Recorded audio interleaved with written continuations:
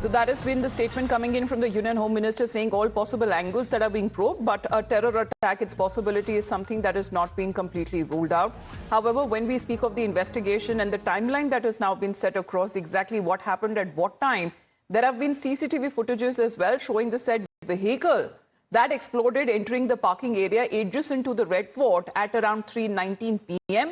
and exiting right around 6:48 p.m. So it was said to be parked. Priyank is connected with us, so is Shivam. Priyank, as far as this vehicle is said to be concerned, we are told that it was parked for nearly over 3 hours after it was seen exiting the area. Yes, certainly, Amitabh. Unfortunately, what we have got to know that the total death figure is 9. But while talking about this particular vehicle, which was an HR registration number vehicle, which was initially sold to someone in Gurgaon, whose name was Salman, and later on it kept on changing hands, and finally it landed in the hand of someone who was belonging to Pulwama, whose name is Tariq. The agencies have found that this particular vehicle came to this parking lot adjacent to the Red Fort around 3:19 p.m. and later to that 5 minutes before the blast could happen on this particular stretch of the road, this vehicle came out from the parking lot, and suddenly at a very low speed this explosion happened.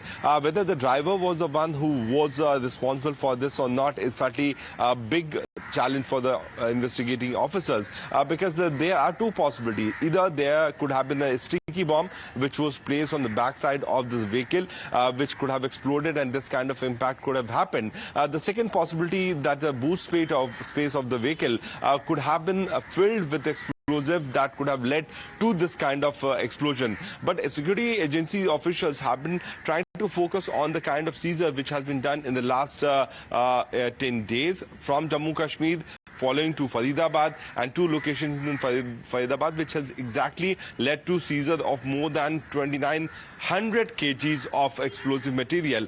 So there is a very high possibility, after the arrest of 7 individuals who were part of the Jaish-e-Mohammed terror group, this particular act could have been done by these proxies who were waiting to carry out further attack. Whether the attack happened or the blast took place while the vehicle was being moved towards Old Delhi railway station or not, these are the factors which will come in the due course of time. But the fact of the matter is that they have found that there are clear-cut traces of it being a terror attack. There have been series of pattern which has also been focused by these security agencies, like the Jaish-e-Mohammed follows a pattern of 3 months. If you remember, exactly 6 months, a few days back, the Pahalgam terror attack happened. Then that led to another operation by the security forces around 3 months back, in Operation Mahadev, when the terrorists came down from up the hill and they were about to carry out further attack. And exactly 3 months and few days after that, this particular attack has happened in the national capital, and that impact could have been much more because of the seizure. This could not happen. So the fact of the matter is that the Jaish-e-Mohammed, which is said to be a proxy of the ISIS, because Jaish-e-Mohammed terror module is certainly working on the pattern of ISIS. Since they want to have their recognition in Pakistan and they want to have sustainability in Pakistan, they have formed this particular name which is known as Jaish-e-Mohammed, but the pattern is no different. So there are several similarities which is linking it with the ISKP, which is the ISIS for the Khorasan province, which they claim that they want to build up the caliphate in this particular area. So multiple things are being considered, but the traces can be only brought into picture once the NSG's BDS team, which has collected the sample from the location, can finally give a clear-cut picture that what chemical could have been used for this explosion. If that chemical is matching with the kind of explosive which has been recovered from Faridabad, then the link can be clearly established. Then Dr. Adil and all these doctors who have been arrested by the JKP as well as by the Faridabad police could be behind it. If that particular module, traces of the explosive which has been found from the Gujarat module, which has been busted by the Gujarat ATS, is being found, then that link can be established. So there are only 2 specific modules on which the agencies have been focusing on.